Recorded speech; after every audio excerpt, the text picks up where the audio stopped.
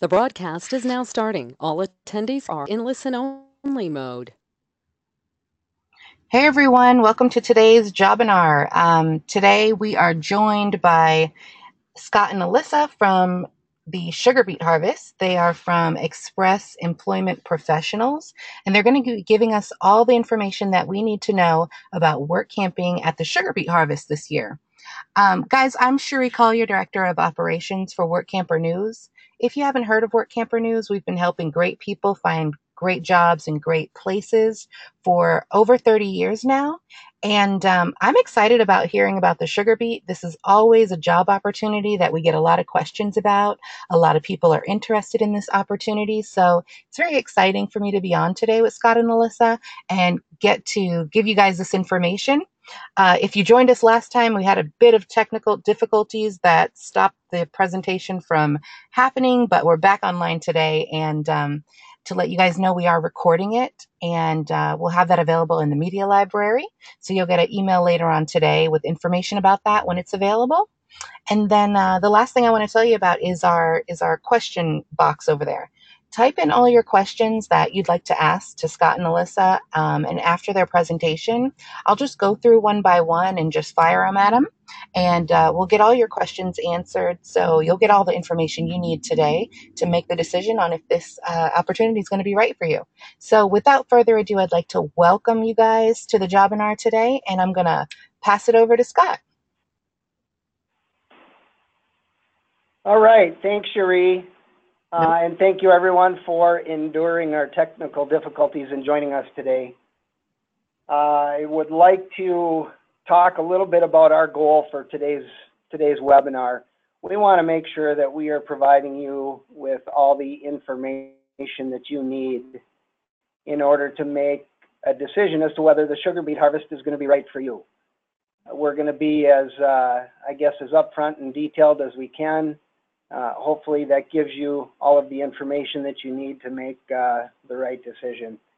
So today, what we are going to cover, okay, are some of the details on the sugar beet harvest, why we need work campers, where are the locations that the sugar beet harvest takes place at, what types of positions are available, what it's like in North Dakota in the month of October, what kind of working conditions you're going to see, some of the things that you can do prior to harvest to prepare.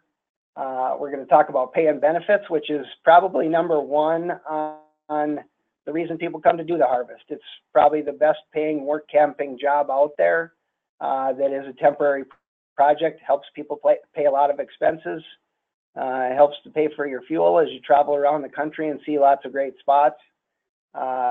So we'll talk a lot about pay and benefits. We'll talk about solo work campers. We have quite a few people that inquire that are on the road on their own, and we do everything that we can to accommodate them. However, there are some restrictions that we'll talk about today with regards to campground space that in some areas preclude us from offering opportunities for solos. So we'll talk about all the campgrounds that we deal with. Right now we have over 30 campgrounds between the Red River Valley up here in North Dakota and Minnesota, and then out in Montana. We'll talk a little bit about the weather and what it's going to be like. Alyssa will be going through our hiring process and what the orientation and training are like. We'll have a frequently asked questions page that hopefully answers the questions that you are typing into your screen as we go. But if not, we will have time at the end for more detailed questions. We will also provide for you a page that has some resources that you can draw upon to help you make your decision. There's going to be some YouTube videos. There's actually a TV show that was filmed having to do with the sugar beet harvest. There's a lot of good resources there for you guys to look at. Before I get started, I wanted to share a little bit of information on the staff and the people that I have with me today. Alyssa will be joining us on the call today. She will be speaking to you shortly. We also have our work camper liaisons joining us remotely. Jody Schaefer, she works as a work camper liaison for North Dakota and Minnesota. Ruth Ann, also the same area. Al Sorensen, same area. what we do is we split up the 6 districts that we have between these 3 individuals. And so Jody Schaefer, Ruth Ann Schleif, Al Sorensen, and then for the Montana area, we have Steve and Karen Dean, who are also, I believe, on the call today. All right. So we'll move on. I want to talk to you a little bit about what the sugar beet harvest is. It's an amazing project to see, and if you speak to somebody that's done the sugar beet harvest before, you're going to hear lots of stories. A lot of good stories and a few not so good stories having to do with weather, I'm sure. But before we get too far along, so we at Express Employment Professionals, we are a franchise. We are one franchise of over 800 now that are within the United States and Canada for Express Employment Professional. But our franchise is the only one that is involved with the sugar beet harvest. And so we work with our 2 largest clients, American Crystal Sugar and Sidney Sugars, to provide the people to operate their piling sites, and that's where the growers bring their sugar beets in the fall to store them until they can go through processing. So we work with those 2 companies. We need over 1,500 total workers. We have 42 piling sites, or receiving stations they're also called, and then there are 6 factories and factory yards that we help staff for. Last year, we piled over 13 million tons between the 2 sugar companies. And I had just a few statistics I thought I'd share with you. If you think about the sheer size, the picture that you see on your screen, you see some piles of sugar beets, the ones with kind of the circular shape to them. And you see the piling machines just to the right of the piles. That's what we do. We operate those piling machines. We help guide trucks. We'll talk a little bit more about what the different positions do, but it's pretty amazing to watch. Those piles get to be over 100 feet wide in some cases and almost a quarter of a mile long. And those piles will have 100,000 tons of sugar beets in each pile. So 107 of those piles located throughout the valley. It's a pretty amazing process to watch. The sugar beet harvest to our region is estimated to be over a $5 billion impact. Okay, where does that come from? It comes from the people that take care of the tractors. It comes from the gas stations that provide the fuel for the 600,000 truckloads that we'll see come into our piling sites. It's going to include labor, extensive labor in all areas of the sugar beet harvest. And it ends up being over a $5 billion impact to our region. So it's a really big deal for us up here. And I love being involved with it. It's a challenge every year to find the 1,500 people that we need. But when we do it, we usually find a way by the time the piles need to start getting built to find the 1,500 people. And the Workampers are a big part of that. And let me just say thank you again to Cherie for allowing us to do this. This is a great tool for us here at Express to be able to share with you the information that you need.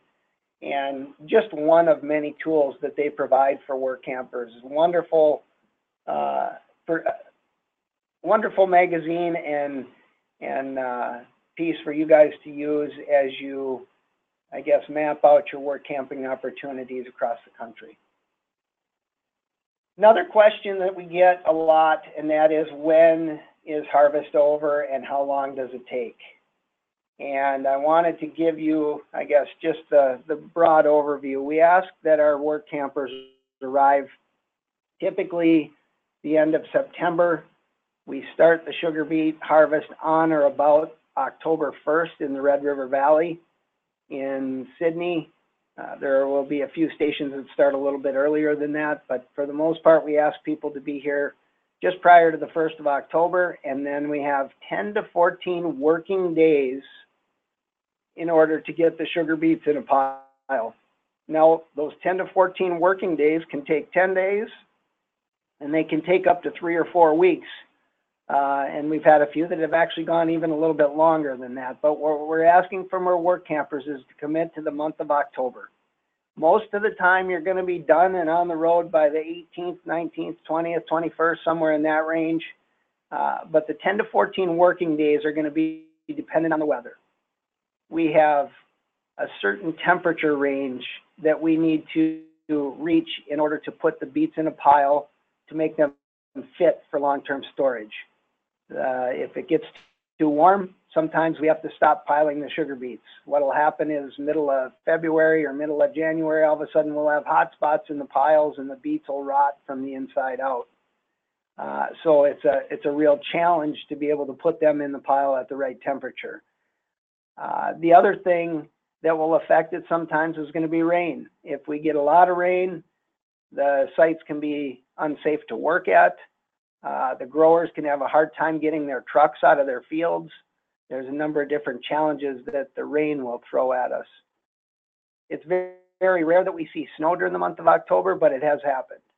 Now, it typically is temperature-wise, we'll talk about the weather a little bit later here, but it's typically warm enough where the snow doesn't last. So hopefully that doesn't present a challenge if it happens to be one of those years where we get a flurry or two. But anyway, so hopefully that answers your question as far as the end of harvest. I know a lot of you have committed to other opportunities during the summer and then following the sugar beet harvest. We work very closely with Amazon. If a lot of you are going to Amazon, we try and get you out of here as quickly as possible when you're done, and Amazon is willing to work with us. And they will take you when they can get you, okay? So it's a great relationship that we've developed over the years, and we hope that we can work it out so that you can do both. Amazon provides a great opportunity as well. So, all right, with that, I am going to introduce Alyssa Castee. Alyssa is my harvest project manager here, and she deals with the daily operations of the sugar beet harvest. And a lot of you have probably even talked to her on the phone after you've sent in applications or had questions about direct deposit, things like that. But with that, I will hand it over to Alyssa. Thank you, Scott. All right. Thanks, everybody, for joining us today. We're super excited to tell you about the sugar beet harvest. So we will jump right into it. We need work campers. So American Crystal Sugar and Sidney Sugars hires over 1,700 workers, like Scott said, stationed at 42 sugar beet receiving stations and a quality lab. We need work campers because our unemployment rate is 1.9% in our region. So that means everybody who wants to work is working. So to find that many people in that short of a time, we definitely need our work campers. Our work campers are the heartbeat of our operation, and that is spelled correctly, B-E-E-T, heartbeat. You make up 42% of our seasonal workforce.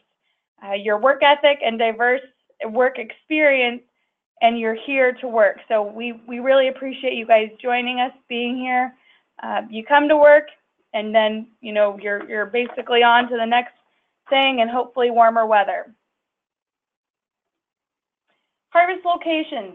So Scott was mentioning earlier our different piling sites and our areas. Our Montana, North Dakota, or what we refer to as SSI, or Sidney Sugars Incorporated. We have 5 piling sites and 1 factory. And then our North Dakota, Minnesota, or what we call RRV, or Red River Valley. We have 36 piling sites, 5 factories, and 1 lab that we staff for. Montana needs about 160 work campers, and the North Dakota, Minnesota area needs about 796 this year. So we have quite a bit of rehires that come back each year. Currently, for the Red River Valley, we have 346 rehires that have stated they want to come back for the 2018 sugar beet harvest, and then 79 in our Sidney, Montana area. So, we do our best to provide an unbeatable experience and hope that you guys continue to make this an annual stop on your yearly trip. We also do ask that you have reliable transportation to and from the work site, just because you could be driving a little bit, as the piling sites are not, you can't walk to your piling site, some of them, and we'll get to that later, but just so you guys know, we do ask that you have reliable transportation or to get with somebody in the campground to coordinate you guys getting to and from the workplace. All right, available positions. The helper sample taker position, this is the basic position. This is what most individuals are going to be hired for, and the only one that Express Employment Professionals guarantees. So it's the individuals down below the belt down there in the green vests and green hard hats. Those are Express employees as the helper sample takers, and they are the operator's assistants. They maintain the area, direct trucks as they're doing there in that photo. That truck is backing up to collect their tear dirt to take back out to the field. Securing sample tickets from the trucks. 1 in 10 truckloads will generally need a sample taken. So essentially, they'll get a sample ticket from the truck, and it'll state that a sample needs to be taken. They'll grab a bag from the side there, and there will be a chute that comes down where samples will be dropped in. So each load that has to have a sample taken, you'll watch for the middle of the load, press the button, the scoop will go down, it'll scoop the beets, drop them through the chute, and you'll be at the bottom to catch them, tie them off, and then somebody will be around to get them later. This is considered a general labor light industrial position, and you are required to lift a minimum of 25 pounds. They are 12-hour shifts, and you are on your feet for a majority of your shift. It also includes that you would be assisting in the daily piler cleaning. So if beets get clogged up in the conveyors or mud or anything like that, we will have to shut down the piler and do some cleaning. So that can be physical, as well as shoveling the beets back into the pile or shoveling the mud off the pad for safety reasons. Quality lab, these positions are limited. They are 10-hour shift and they are indoors, but please note you still are on your feet. What each position is this is where the samples come to be tested for the quality of the sugar. The sample and the quality of the sugar determines what the growers are paid for their crop. So it's very important to take a sample correctly and then for them to come into the quality lab to be tested. There's a few different stations, and each one is, like I said, a 10-hour shift. The dock, you are hanging bags to be brought into the quality lab. For the tear, you are taking out debris, rocks, mud, things like that. Scale, you're weighing the beets. And then the bry belt, bry mixer, and LBD is where you are chopping up the beets, and that's where you'll be testing the quality of the sugar. So if you are interested in the quality lab position, we do ask that you get your application in as soon as possible, as these positions are very, very limited this year. All right, skilled positions, skid steer operator and piler operator. These positions are limited as well and are hand selected by American Crystal Sugar and Sidney Sugars. So when I said earlier that the helper sample taker is the only one that Express can guarantee, is because the skid steer operator and piler operator are hand selected by American Crystal Sugar after you are in the area and you perform essentially an audition. It's important that you know and understand how to drive a skid steer, as you would be required to place deep freeze sites throughout the piles. And that can take a lot as you're driving around beets and the piles and trucks coming in and out and individuals. So we do ask that you have skid steer experience when applying for that position. Piler operator is the individual up in the cabin in that bottom photo. You are responsible for the ground crew, as well as making sure that the trucks are able to drive onto the piler and unload correctly. These are skilled positions again, so they are paid at a little bit of a higher rate, but again, they are hand selected by American Crystal Sugar. If you are interested in any of these positions, we do ask that when you submit your online application, you be as detailed as possible, and you also submit your resume with your online app. Working conditions. We are not here to sugarcoat it, pun intended. These jobs require the ability to lift, pull, and push a minimum of 25 pounds. You must be able to bend, stoop, shovel, and climb around heavy equipment up to several times a shift. Again, that would go back to having to shut down and clean the piler if a bunch of meat, beets, or mud were to get clogged up in there. You must have the ability to be on your feet regularly and use your hands, arms, and legs repeatedly on the job. And the job does require the ability to stand for extended periods of time. Now, you do get breaks. I think it's about 3 breaks per shift. So you get 1 in the morning, and then your lunch break, and then 1 in the evening or later in your shift. This job does require the ability to perform essential job tasks in less than favorable conditions at times. These may include, but are not limited to, performing strenuous work in varying temperatures, humidity, wind, and cold. We do say wind, as there was one season where we did have to shut down one day because the winds got up to 60 miles per hour, and it just was not safe for individuals to be out at the piling station. So wind can definitely be a factor in the shutdown as well. Preparing to pile. So being that this can be a physical position, we do want people to be completely prepared for what they're coming into. Again, we don't want to sugarcoat it. So we have come up with some ways to prepare yourself for those strenuous positions or those cold nights, or just getting your body ready for those 12-hour shifts. So you could be on your feet regularly for a majority of your shift, and you can get ready for that by walking, jogging, light weightlifting, hiking, yoga, just going out to the mailbox, jogging out to the mailbox and back each day. It doesn't have to be, we don't expect anybody to show up looking like Arnold Schwarzenegger to do the job. We're just looking for everybody to be ready to go and physically able. Apparel. This is going to be a big one, especially individuals who will be working on the night shift as it gets colder. Dressing in layers. We advise people to bring insulated work gloves, beanies, face and neck masks as it can get cold, lined jeans, snow pants or coveralls. For the ladies, we don't advise the coveralls so much, or the one-piece coveralls, as sometimes it can be very difficult to use the restroom, as some of the facilities are only porta potties, so it can be difficult to get that off in order to use the bathroom. So that's why we advise separate snow pants. Heavy jackets.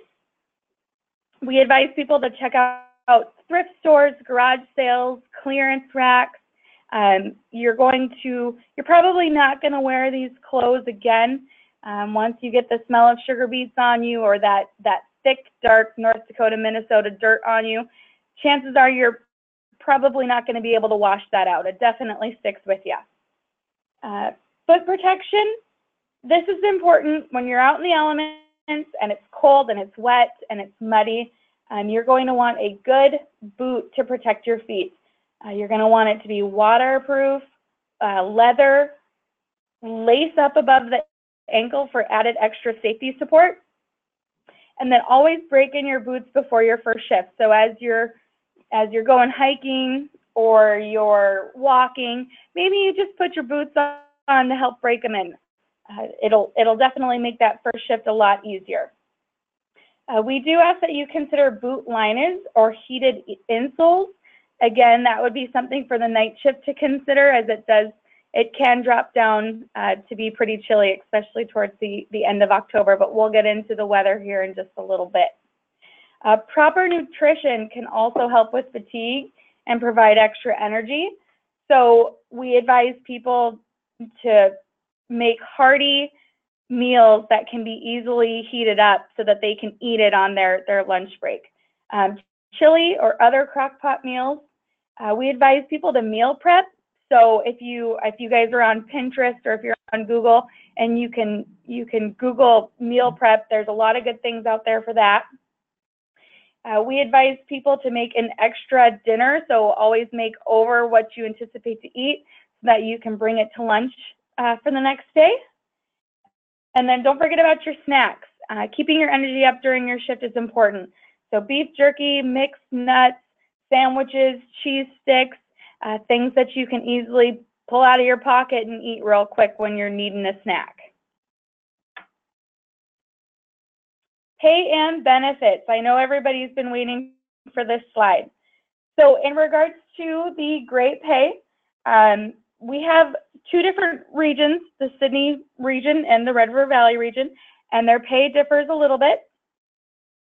So last year's pay for Sidney was $13.61 an hour at the basic position, so the helper sample taker position. The first 12 hours of each day are regular time. First 8 hours of each day are regular time. The last 4 of each day are time and a half. On Saturday, all day is time and a half. And on Sunday, all day is time and a half, as long as you don't miss your Monday through Friday shifts.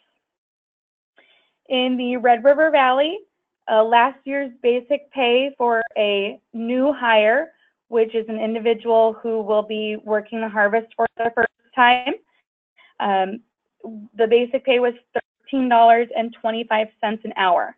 Again, the first 8 hours of each day are regular time. The last 4 of each day are time and a half. All day Saturday is time and a half, but all day Sunday is double time, as long as you don't miss your Monday through Friday shift.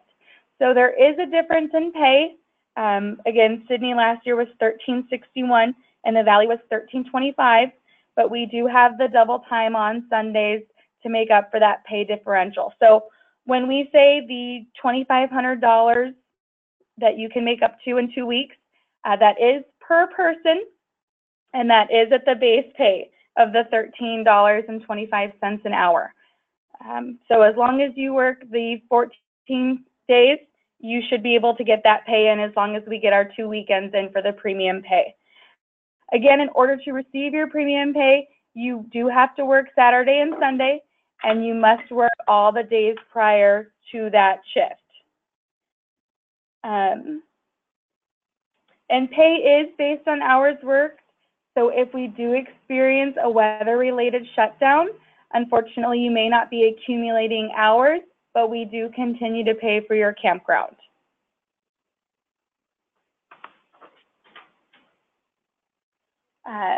We also pay for your campsite and make your reservations. So once you speak to the harvest liaisons, they will be already doing their best to get you assigned to a campsite and work area. And so we make all the reservations for you. You don't have to worry about calling the campgrounds and trying to get into the space. We take care of all of that. You will complete a W-4 upon arrival. There is no 1099, so you will be taxed accordingly. Direct deposit is available. It's available on our website, or you can ask your Workamper liaison for a copy of that form and we can get it sent out to you. Those are due by July 21st. You're also eligible for a completion bonus. As long as you meet the 15-day commitment or station completion, you are eligible for a 5% completion bonus based on your gross wages made during main harvest. And then also the lifelong friendships and unbeatable experience. We have people coming back for 11 years, and they're not doing it for the money. They're not doing it for the work, not that they don't enjoy it, but they're doing it for the people that come back each year. They all get together and have potlucks and hang out, and they want to experience this together with their friends. All right, solo work campers. So in our Sidney, Montana area, due to the limited space out there, we do require at least 2 working people per RV. There's just not enough campground space out there with the oil and different things like that. So we do need 2 working people per RV out in that area. In our North Dakota, Minnesota area, we do allow solo work campers, but we do advise you to find a partner. At this time, due to the amount of individuals we need to complete the job and the amount of campground space we currently have accumulated, individuals that have 2 working people per RV will be placed right away before we're able to place more solo work campers. It's not that it disqualifies you. We definitely want you. We definitely need you. We're just currently at this time trying to accumulate more campground space so we can provide more opportunity for our solo work campers. So we do ask that you do your best to find somebody who can come with you. Campgrounds. We work with about 32 campgrounds in our region, and like I said, we're always trying to accumulate more. We make the reservations. Most of our campgrounds provide sewer, water, and electricity. If we cannot provide the sewer, then we do bring around a honey wagon as needed. And again, we make the reservation for that. We send them out, and we'll let you know what day they're coming. So you don't have to be there. They take care of all of it for you. Water services, if it gets too late into the season and say 1 or 2 work campers are hanging out for that last week of October and the campground happens to turn off the water due to freezing temperatures, we do bring around a water service again. It's no charge to you guys. We take care of all of that as well. We don't expect harvest to run that long, but sometimes you never know. Camp host is available at some locations. Not all of our campgrounds are able to have a campground host, but some of our larger ones do, and they are available at any time to our campers. Most campgrounds are located in or very near to a town with gas and grocery. Includes hardware stores, laundromats, things like that. Some of you may be put in a more remote area, so if you're looking for like a Walmart or a Target or those big box stores, you may have a little bit of driving time, and that may be something that you'd have to go and do if you had a shutdown day. But in most cases, we ask that everybody come up with enough propane and food rations and things like that to last you through 2 weeks worth of work. Last signups may be placed at campgrounds with some driving time required. It could be up to 28 miles, I believe, is the farthest.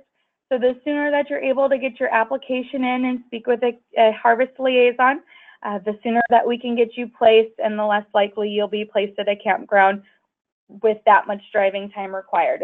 Most of them are within 5 to 10 minutes. Pets are a part of camping families. Please do not abuse the privilege of having your pets with you and observe the individual campground rules. Please don't leave your dogs tied up outside, or your goats. We've had somebody come with a goat before. When you're not home, please make sure that your dogs are in your RV when you're not available to be outside with them. Leash laws are in each campground. We do expect every individual to have their dogs on their leashes, as well as to pick up after them when using the restroom. Also, pets are not allowed at the work sites. And again, please do not leave your pets unattended outside. Fall weather. So this time of the year, the weather can range from 75 degrees all the way down to the 30s. Mother Nature, she's really not sure what she wants to do during this time of the year. It can get as low as the 30s in the evenings. Like I said, it can be quite chilly, but it also can get as high as the 60s and 70s. And this is where we experience most of our shutdowns. During the day, we can shut down to heat if it's too warm. If the beet temp gets above 60 degrees or 65 degrees, we will have to shut down as the piles can begin to rot due to the heat. Also, in another turn, if the beetroot gets below 32 degrees, it can also cause the beets to spoil. So we have a specific time frame and a specific temperature range that we can pile these beets in. Generally, it's very, very mild. A lot of people, when they hear North Dakota, Minnesota, at this time of the year, they're thinking that we've already got 3 feet of snow and that it's blistering cold outside. But it's actually very, very mild, and it can be very warm. So it's my favorite time of the year, anyways. The hiring process. So once you guys have decided that this is something you would like to do and participate in, you can submit an online application at our Sugar Beet Harvest website, or if you would prefer, you can have a paper application mailed to you. Once we receive your completed application, our Workamper liaison will call to review your application and what we call a harvest checklist. So essentially just going through the important information and making sure that you understand what the job entails and what is required of you. Once you confirm that it is something you'd like to continue with and that you would like to participate in the harvest, we will be in contact with you every 30 to 45 days leading up to your arrival. Essentially, it's a touch base call. We want to make sure you don't have any questions. We want to make sure you're still joining us. And then we also want to make sure that your plans haven't changed. If they do and you are unable to join us after you've said that you wanted to, just please make sure to let us know as soon as possible so that we can make sure, we have that position filled. We can always try again for next year. After the 4th of July, our harvest liaisons will call to let you know your arrival date. So what day we expect you to arrive in the area, what campground you'll be staying at, and then what office you will go to finish your orientation. When you arrive at the office for orientation, there will be some hiring paperwork like your W-4, some safety stuff. You'll also watch a 25-minute safety orientation video, and that's in office. Some people get training and orientation confused. When we say that you'll be going to your orientation, it will be in office and you will meet with your harvest supervisors. You will receive your piling site and shift assignment at your orientation. So when you go to meet your harvest supervisors, they'll get you signed up for some training as well, and then they'll get you your piling site information so you know October 1 where you'll be going to work. Please understand, we do not guarantee day or night shift. You are assigned based on need and availability. So, let us know if you have a preference, if you prefer day shift or you prefer night shift. We'll do our best to accommodate it, but we do not guarantee days or nights. Please understand that. Orientation and training. So again, orientation it can be up to a 2-hour process in the office where you'll be completing all your necessary hiring forms. That's where you'll get a yellow window paper that'll say that you're there for the sugar beet harvest. Again, you'll fill out a W-4 and do some other hiring paperwork, and then you'll watch a 25-minute safety orientation video. All work campers will receive up to 4 hours of training on site with the foreman. So when you're there for your orientation, we will get you assigned to some on-site training, and we'll get you ready for that. And then training will be dependent upon your position. If you do receive a foreman, skid steer, or piler operator position, there will be different training times for you. So skid steer and piler operator positions do have separate trainings. All right, I'm going to give it back over to Mr. Scott Lindgren for frequently asked questions. All right, thanks, Alyssa. All right, before we get into the frequently asked questions, I just want to go through a couple of things here. This job is not for everybody, and we want to make sure that you are making the right decision. And so if you have questions, please ask those questions of your harvest liaison when you're talking to them. Ask your friends what it was like if they've worked it before. Take a look at the YouTube videos and make sure that you're understanding. The last thing we want is for somebody to drive 1,400 miles across the country to come and work the sugar beet harvest, and they get up here and they say, well, this isn't what I was expecting. Okay, we want to make sure that you understand. It's the weather in North Dakota in October and November is going to vary. It's going to be different. It might be even in the 20s at night, but it also might be 75 during the day. We have beautiful days up here in October, and we have crummy days up here in October. So we just want to make sure that you guys know what to expect when you get here. If the weather is good and you work all 7-day shifts in a week, your 12-hour shifts, 7 days a week, that's up to 84 hours. That's a lot of hours standing on your feet, okay? It's doable, okay? We're going to try and give you as many breaks, as we can. We got the 3 breaks that are there. If the truck traffic is light, you might be able to sit down and relax a little bit, but anyway, we're going to do whatever we can to help you get through that, but the more prepared you are for that, if you're dressed right, if you have the right type of clothing, if you have the right type of boots, it makes those hours so much more bearable. So anyway, another thing I wanted to share is our efforts at continuous improvement. We call it the Unbeetable experience. Some people might hate me for that. There's going to be a night where it's 30 some degrees and the wind's blowing sideways and it might rain or sleet or something like that, and it's not so unbeatable on those nights, okay? But one thing that we can promise you is that we're doing everything we can to make sure you have a good experience when you get here, okay? Campgrounds are a big part of that. We have made some significant improvements and investments in campgrounds and bathroom facilities and things like that, and we continue to do those things each year.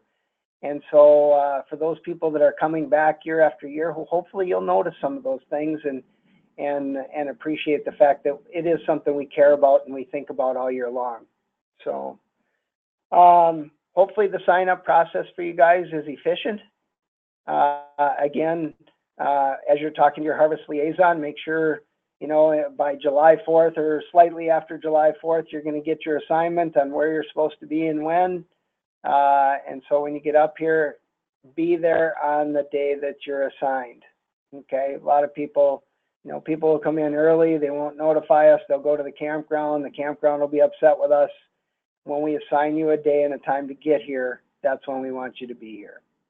Okay, now, if there are extenuating circumstances, please let us know. Okay, this job is very doable if you're prepared. Okay, the money is tremendous. You can talk to the people that have done it before you. You can read the blogs that are out there.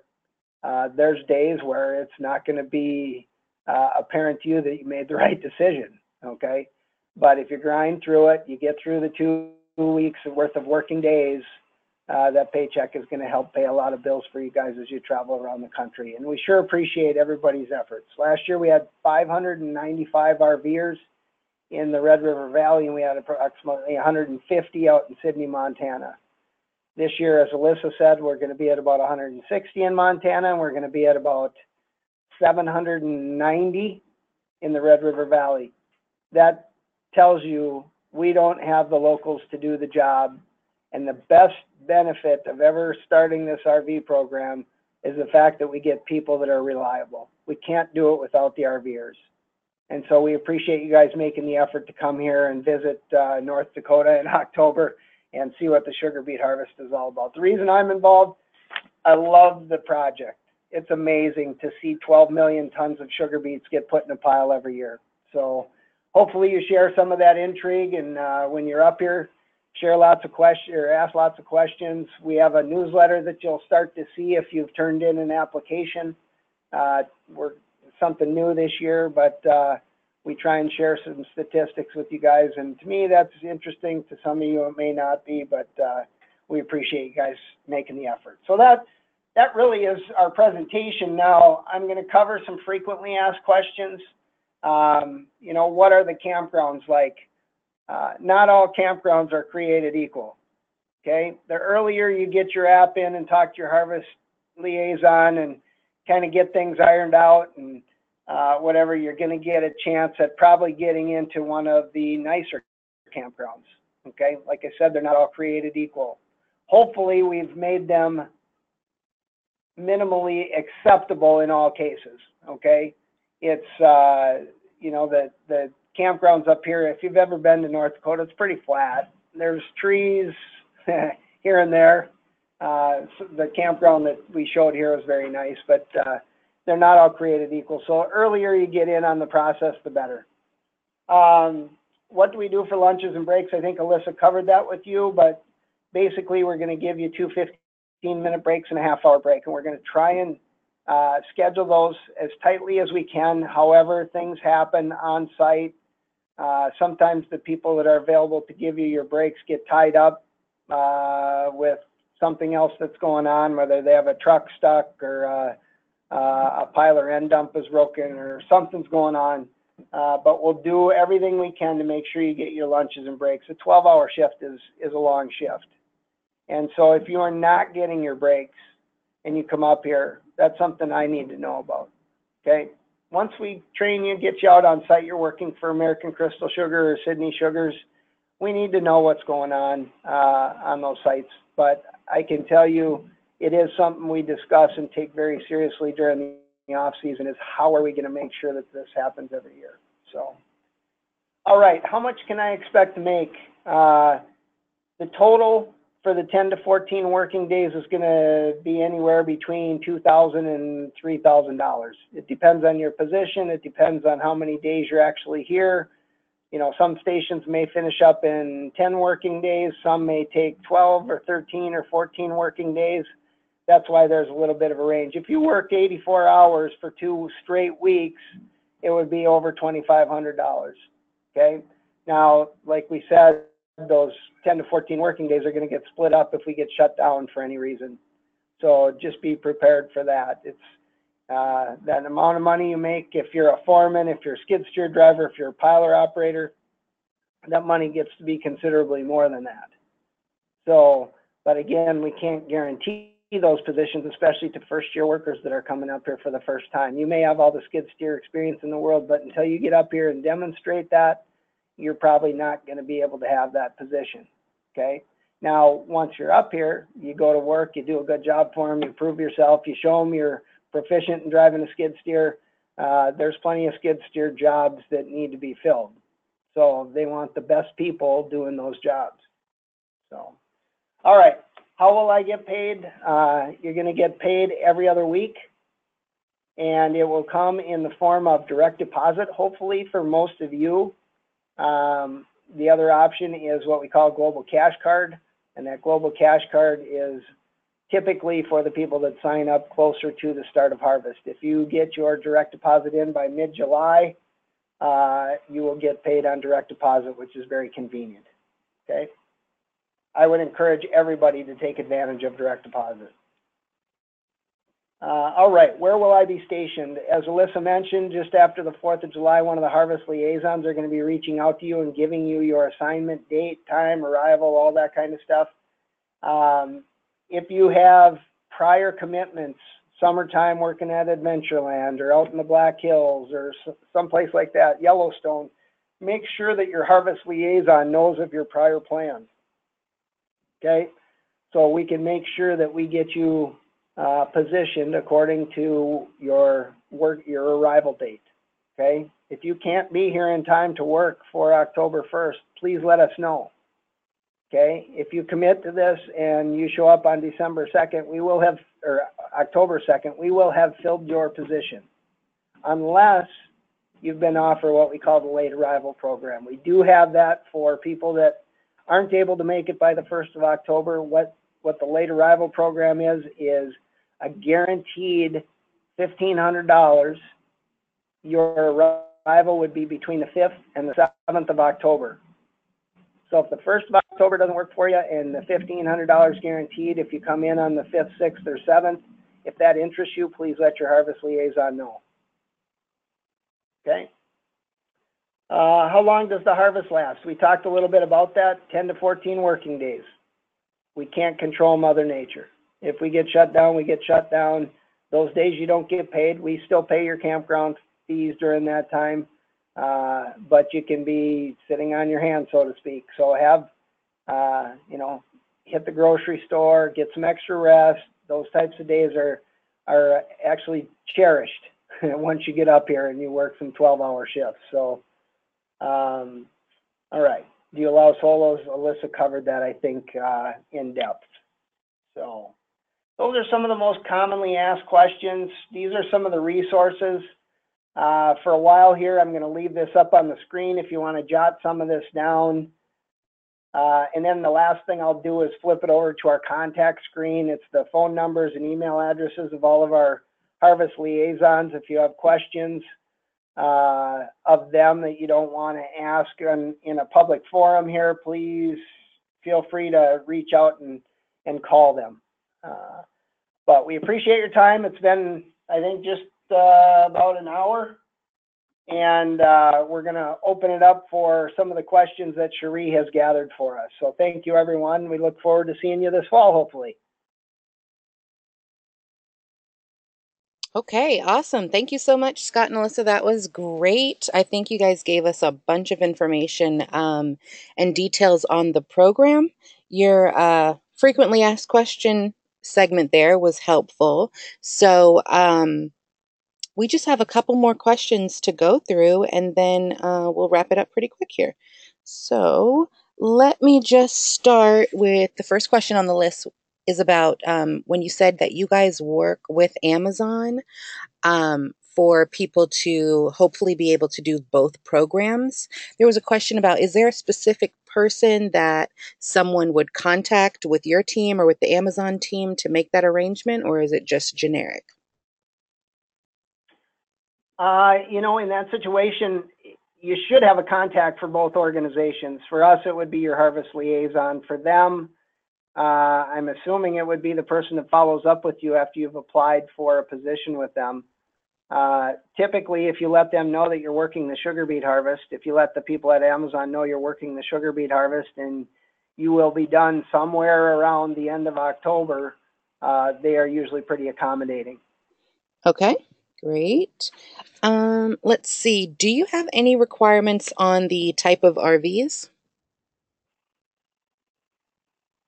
We ask that the RVs be self-contained, meaning it can be a conversion van if it has what would it be, water, electrical. It has to meet Class B requirements, so it must have a bed, stove, table, and refrigeration in order for it to be considered a Class B. We do understand that most Class Bs are trying to go solar, and some individuals do have potty stools and things like that. If you do require a restroom, we ask that you let us know as soon as possible when you talk to your harvest liaison, so we can try to get you assigned to a campground that can provide that facility to you. Okay, awesome. Thank you for that. Let's see. Minimum age to apply? 18. 18. Okay. And just do they get to pick their camp spot, or do you guys just go off of wherever you're placing them? It depends on the station that what piling site they're assigned to, that we are going to pick their campground for them. Now, as far as the spot in the campground, we can't guarantee any specific spot. Okay, so you put them at this piling station, and then you choose their campsite, or you provide them with a list of campsites that they can choose from, or campgrounds that they can choose from. If let's say they have friends that are working at a different piling site and there's a common campground that's not too far away, we're more than happy to try and accommodate that. Okay. If that's why I guess I'm thinking why that question would have been asked, but yeah, we're gonna have several options. Now, if somebody's willing to drive a little bit further, but it's a nicer campground, if we have space there, I guess we'd be okay with that. Okay, that sounds good. We had a question when you mentioned the late arrival program. You mentioned a $1,500 minimum. Do you have a minimum amount for like the regular start date, the October 1st? If they finish the harvest, they will make well in excess of the $1,500. Okay. If they come and work 3 days and leave, then no, there's not a guarantee. But for people that finish their assigned shifts, they will make more than the $1,500. Okay. Let's talk about work schedules for a second. Sure. Can partners work opposite shifts, and can they work the same shift? So 2 questions. They can and they can. And then they can. Okay, that's something you can request. We're going to do everything we can to accommodate, husband and wife teams or partners, couples. If it's two couples and they want to try and work together on the same shift or opposite shifts, I can't guarantee that we're going to be able to accommodate that. Okay. Now, let's talk about like, we're gonna do everything we can. That's why, as I said, get your apps in early, get into the process early. You're gonna have a better experience your first year as a result of that. okay. So, Now about the steel toe boots, were those a requirement or a recommendation? it's not a requirement. I think on that screen it said steel toes not required. A good hiking boot that's comfortable, flexible, but yet has a little bit of protection above the ankle, that type of thing. That's what you need, something like that. If you're working 12-hour shifts, you don't want to be logging around a big clunky, uh, work boot, so to speak. You can wear them if you choose, but yeah, steel toes are not required. Okay. Let's see. Do you know like what cell service providers are available in those campgrounds? Like I would say just about all of them are probably going to be okay, but Verizon is by far the best up in this area. okay. Do you guys hire for the camp hosts in the campgrounds? We do. Okay. Do you have any of those jobs available? If somebody has an interest in those jobs, I would encourage them to let their harvest liaison know that. Okay. Now, for this year, I believe all those positions are spoken for or close to it. Okay. We have most of the time, people return for those positions. So, do you guys have any of the skid, steer, and pile operator positions available, or the truck driving positions available for this year? We do not do any truck driving placements. Okay, no truck driving. Okay. Okay. The skid steer and piler operator positions are going to be, as Alyssa said, they will go to people that have been up here either as a rehire or a new hire that's worked for a couple of weeks and they need to fill a position and somebody's proven themselves. Nobody as a new hire will be given one of those positions without being here. Okay. So they want to see you. They want to understand your work ethic. They want to make sure that you do what you say you can do. People tell you what you want to hear sometimes, and they'll get up here and found out that the last time they drove a skid steer was 78, and they've changed. So, it's something where those are great positions. You come up here and earn those positions, though, truly. Okay. Do you guys hire for like mechanics or maintenance staff? We typically will give those types of resumes to the foreman or the ag staff, agriculturists for the different districts that we deal with. And if they have a need, they would probably reach out to those people, Okay. especially mechanics. Greasers, there's a position called a greaser, but mechanics, if somebody has an interest in a job like that, we'd be happy to pass the resume on, but I can't guarantee that there are jobs available in those areas. Okay. And let's see, on all of the campgrounds, electric and water and sewer are provided?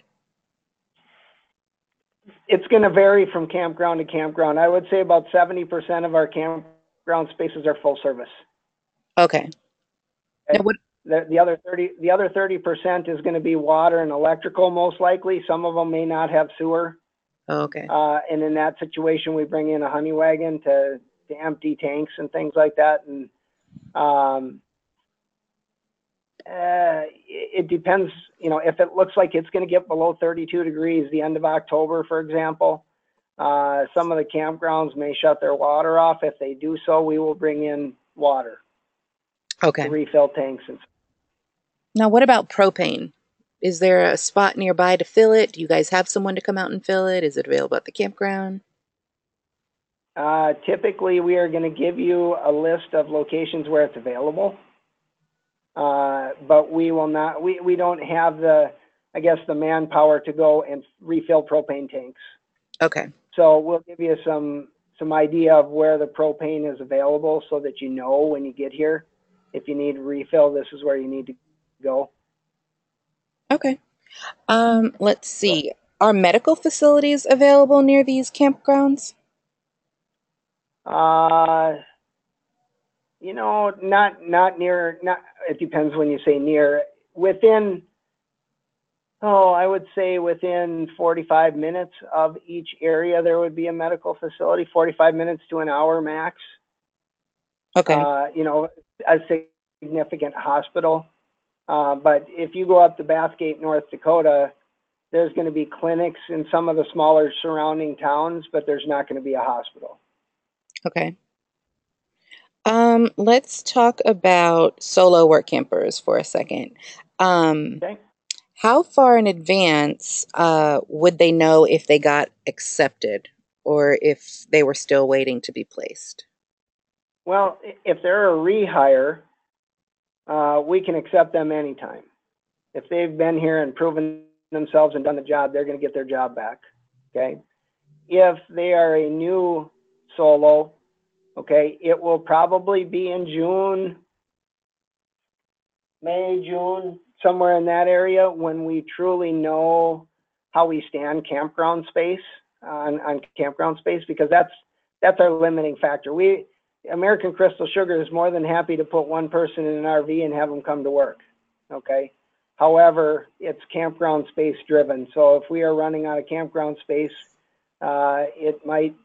we might never have a chance, but it hasn't happened yet. I'll say that. Okay. So, but with the interest that we have, I would encourage every solo to try and reach out to somebody else that they could share 2 weeks with. I know it's more difficult. It's harder than it sounds. So. Now on the topic of like folks who want to work, they're a couple and they have children. How far is the commute? Like if they were to work opposite shifts, is this a possibility for them to commute back and forth? Is there like a gap? There is not a gap because the shifts go 8 to 8 and then 8 to 8. Okay. Or 7 to 7 and then 7 to 7. So there's really not a gap, but I think if you don't have somebody that you know in the campground that can watch them for a few minutes during that shift change, I don't know. They'd have to jump in the car with you, drive to the site, and swap guardians. Okay. I'm sure they can figure that out. Yeah, that does. Yeah. Okay.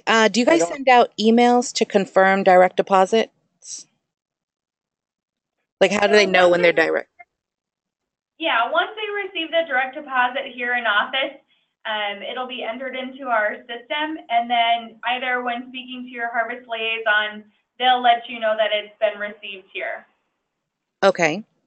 And then let's see. Someone is asking about the completion bonus. If they skipped a year in between when they worked for the harvest, how does that affect their bonus? Well, basically, the pay is going to be dependent on whether they worked the year before. Oh, okay. If they worked in 2015, skipped 2016, then came back last year, they would have started over as a new hire. Okay, so if you skip a year, you start over. Okay. Correct. Okie doke. Well, that was our last question, Scott. Did you have anything else that you just wanted to say, clear anything up before we end it for today? Just a last thank you to you guys. Man, it's Workamper News has been a lifesaver for us and all of the work campers that we've been working with. It's really turned into a huge project for us, but man, we're having fun with it. So anyway. All right. I appreciate everybody's time. Thank you very much. No problem. We enjoyed having you on today. I think everyone has like the information that they need to make it all possible. Do you want to tell them one more time where to go apply? You bet. If you go to www.sugarbeetharvest.com, and that's BEET, sugarbeetharvest.com, You can visit us on Facebook at The Unbeetable Experience. That's a great place to go if you want to see some of the conversations between people that have worked in the past and newbies, people that are coming for the first time. A lot of times there's some good questions on there. There are a lot of great conversations to look at. And then again, if somebody wants to reach out to us, our office number here is 888-791-6738. So that's a number where you can call and we can put you in touch with the harvest liaison if you have questions. All right, awesome. There you have it, folks. So thank you so much for joining us today on the Jobinar. It was great to have you guys on. For everyone still listening, I did want to reiterate that we did record the Jobinar and it'll be available in the media library. So look out for that on the hotline today or an email later on. And happy work camping and just enjoy your summer and your fall. And we'll see you next time. Thank you so much.